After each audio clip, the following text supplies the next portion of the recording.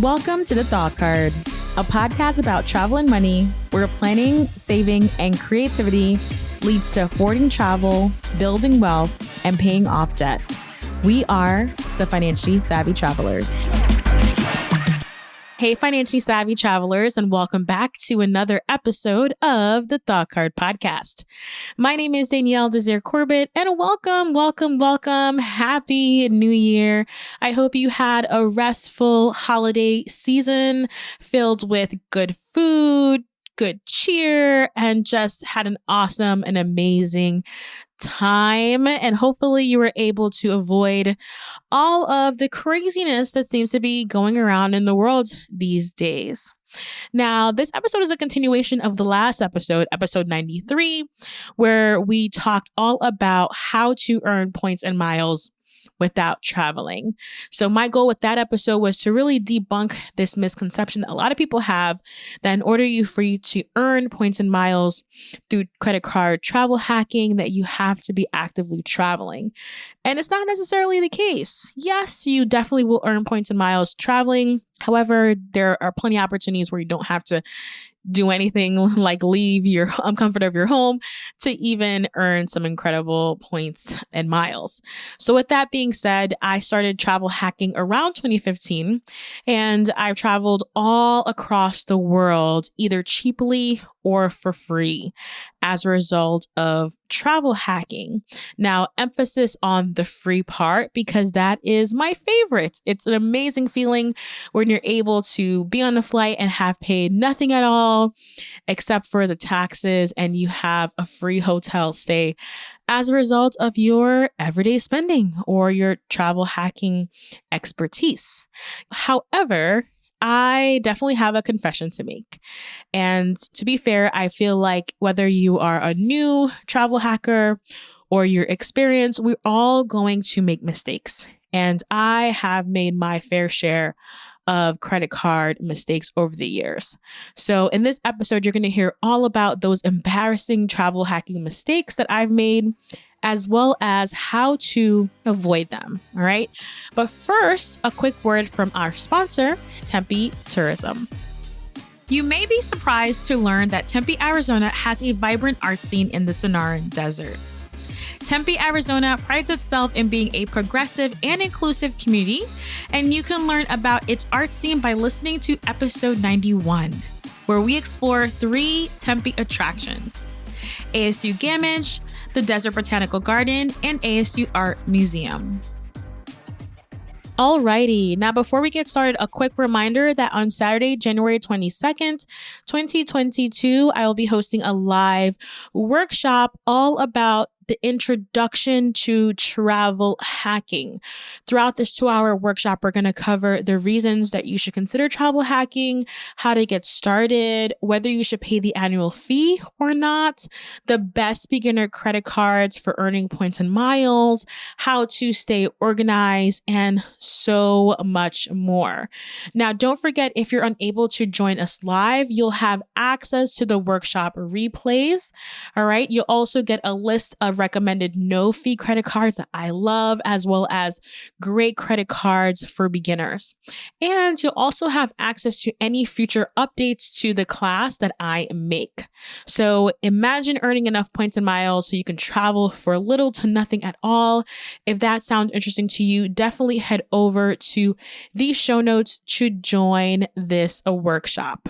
You can also go directly to podcast.thoughtcard.com/points to register. But again, all of the information that you need to join us will be in the show notes.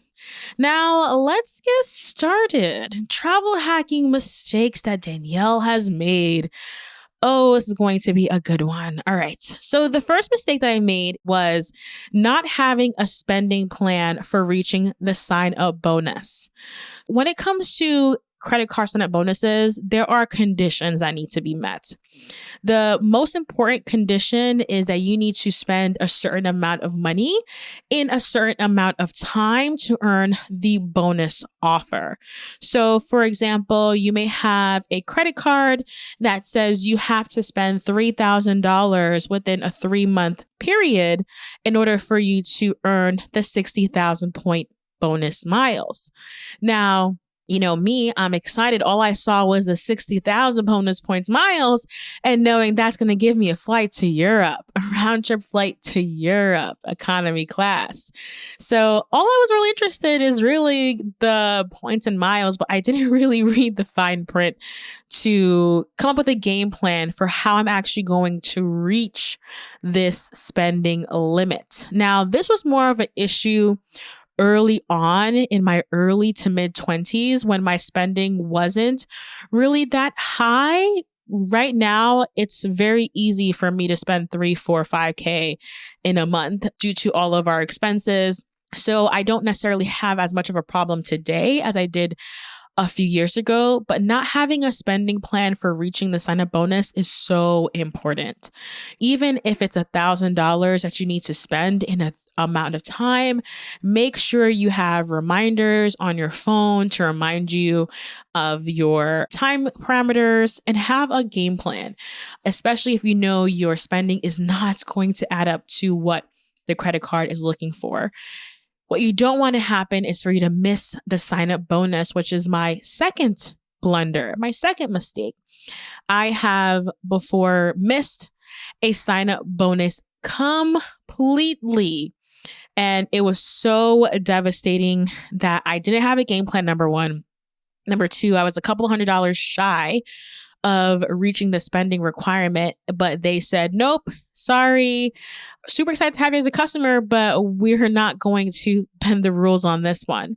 So I think I had, at the time, it was like a Barclays card that everyone had, and I completely missed the spending category bonuses. And it just was a bummer. And I didn't meet it. And also I didn't get to go on that extra trip or extra couple of trips that spending category could have provided me. So again, the first blunder was not having a spending plan for reaching the sign-up bonuses. And the second blunder as a result is missing the sign-up bonus completely. All right. We definitely want to make sure that we're taking advantage of this free bonus. So coming up with a game plan and making sure you have your reminders and you have how much money you're going to spend a month and that it is going to be okay with your budget is so, so, so important. So the third blunder, the third embarrassing mistake that I've made when it comes to travel hacking was lacking the discipline and as a result, missing credit card payments.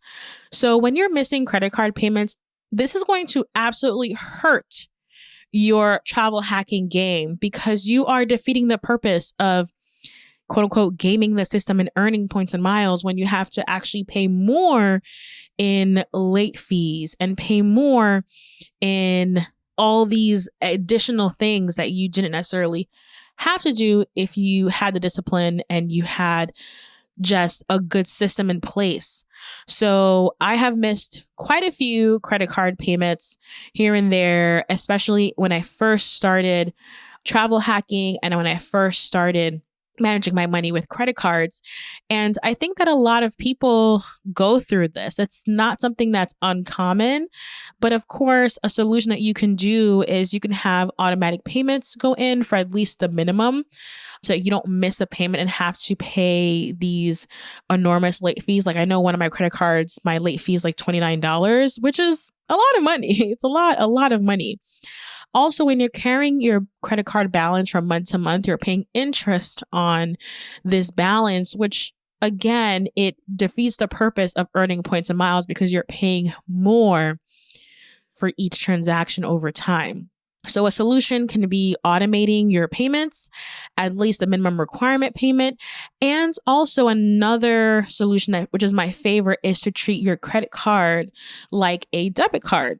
So with a debit card, you swipe and the money's taken out automatically, and you no longer have to worry about that expense. So if you are acting like your credit card is a debit card, maybe every day or every couple of days, you go into your credit card statement and you pay off that balance. So you don't have to necessarily wait to pay one lump sum. You can make as many small payments throughout the month as you like. And I really like this approach because it keeps me on top of things and it allows me to treat my credit card like a debit card, but still earn all of the amazing points and miles that I am looking for. So the fourth mistake, these are embarrassing, guys. So embarrassing.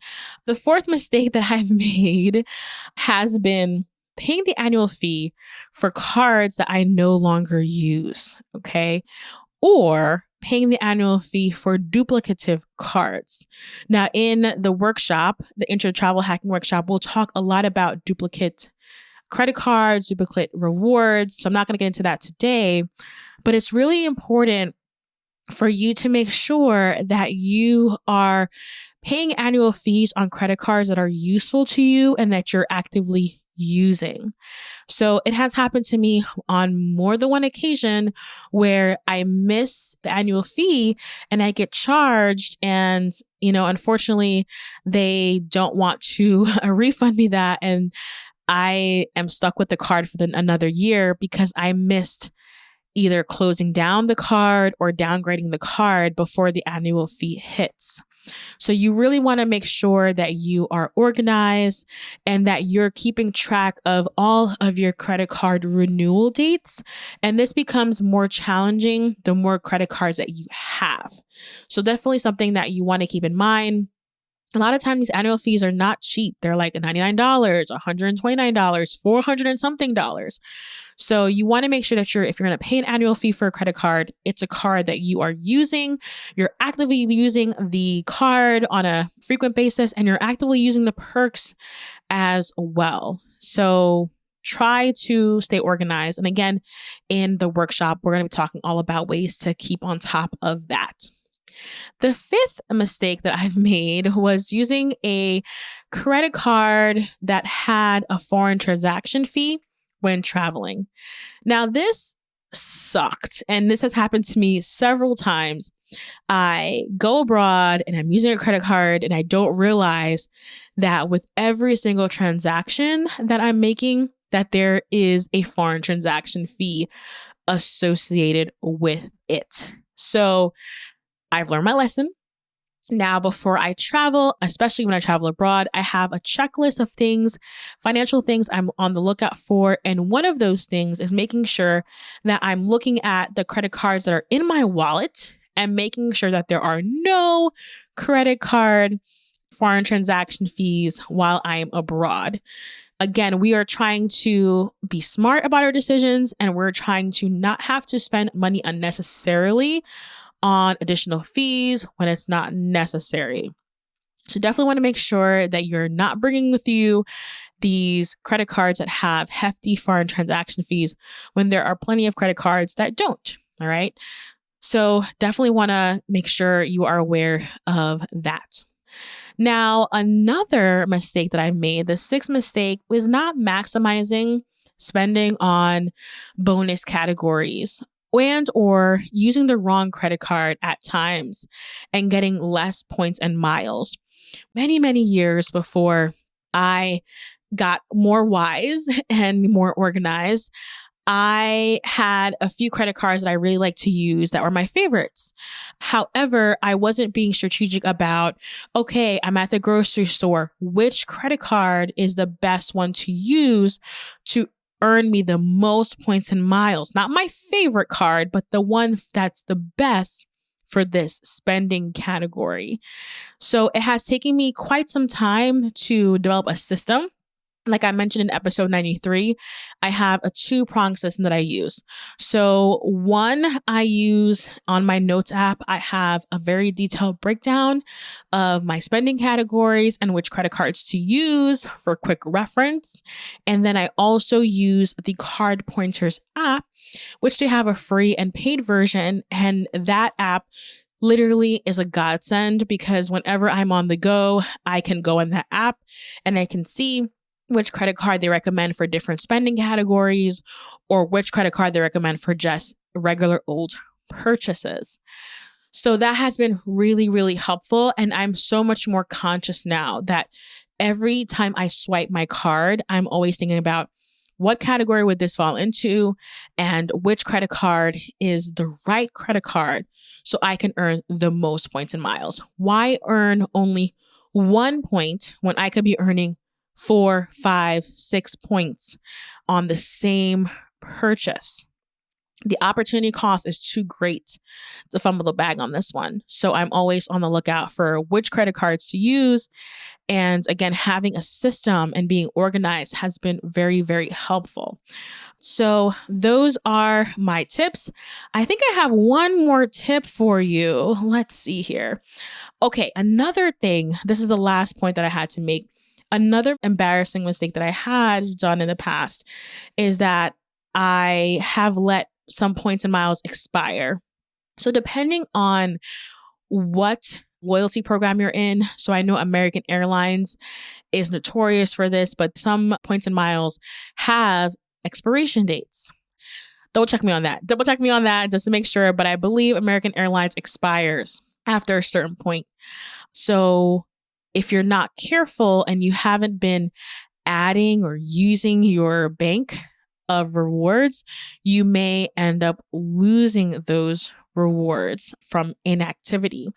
So thankfully, that hasn't been an issue for me in quite some time, but I do know that it has come up in the past. And a way that you can really keep on top of your expiration dates is by using Award Wallet. And they have a free and paid tier. I'll make sure in the show notes to have a link to both Award Wallet and the Card Pointers app. They're two very, very useful tools to keep you organized. Card Pointers app is really good for which credit card to use and pick the right one for the spending category. And Award Wallet is really good for keeping track of expiration dates for your points and miles, if it's applicable, as well as renewal dates. So when your credit card is up for renewal, you'll also get a notification as well. All right. So those are my embarrassing mistakes. I know we all have embarrassing mistakes that we have made in the past, but believe me, all of these mistakes have made me such a much more wiser, financially savvy traveler. So I just wanted to also say that being a financially savvy traveler takes trial and error. It takes learning. It takes being open to trying things and realizing sometimes that you may fall short. Although these are mistakes that I've made and lessons I've learned, some have either hurt me a little bit and some have hurt me a lot, but I'm still really happy that I made these mistakes because I'm so much more wiser to how to manage my credit cards. Credit card management is a very big part of travel hacking. I definitely feel like a lot of folks kind of just overlook that, but I'm really happy that over the years I've been able to make some of these mistakes, to grow from them. And now I am very aware of what to do versus what not to do. And of course, because I create content, I can share all of these mistakes with you and you can learn from them, or you can be like, yep, I did the same thing too, Danielle. So I hope you found this episode helpful. Now, I'd love to hear from you. What has been some of your biggest or most standout travel hacking mistakes? What are things that you have done in the past that you're like, oh my gosh, I can't believe this happened to me, but will never happen to me again because I am a financially savvy traveler. So head over to podcast.thoughtcard.com. This is our podcast website, and you can leave us a comment under this show notes and tell us specifically your biggest travel hacking mistakes and how you have been able to grow from them. I would absolutely love to hear from you. Now, don't forget that January 22nd, 2022, we are having the Intro Travel Hacking Workshop. I would love to see you there. We had episode 93 and episode 94, which are great precursors, great intros for this masterclass, this workshop. And I'm really excited to dig in with all those who are really interested in getting it together for 2022. Again, if you cannot make it live, don't worry, the replay will be available for you. You can watch it on demand when and where you like. All right. Now, I want to say thank you so much to everyone who has been reaching out to me on Instagram and on Twitter. Thank you for those who answer my polls to tell me what kinds of episodes you're interested in listening to next. I really, really appreciate your enthusiasm and your willingness to share your feedback with me, because this helps to shape the podcast and bring different topics to light. And a big special thank you to all of my Buy Me a Coffee supporters. I really appreciate all of the lattes that you have sent to me over the last few months, and your support not only keeps me going with creating content on a consistent basis, but it also helps to cover the cost of getting new equipment and also the cost of editing. We have a great editorial team, so all your support really helps to cover the costs of production. And, with your support, I really look forward to continuing to bring you informative personal finance and travel content every other week. All right. Now, please share this episode with a friend.